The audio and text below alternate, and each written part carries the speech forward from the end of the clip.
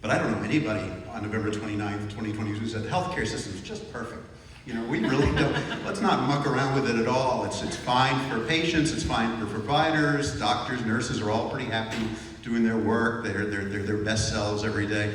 I mean, the system is massively chaotic, and there's so much room to go up that at the end of the day, with my book, I came out of it very optimistic, in part because I think the system needs these kinds of tools to be better. It's clear that our go-to solution over the last 100 years has been, we need to do a thing, and therefore, and the existing workforce is not enough, and therefore we need more people. Not enough primary care docs, we need NPs, we need PAs. The billing thing has become more complex, we need more people in the billing department, we need prior auth writers, and then people stick prior auths in fax machines. Coding.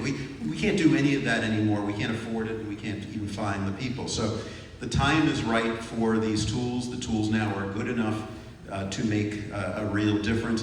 What is it doing in my own life? I had a piece in the New York Times last week where I started off saying, when I'm on the wards in the hospital, in many days I'm a generalist, I'm a hospitalist, and many days I've got questions that I sort of could use a subspecialist to help me with.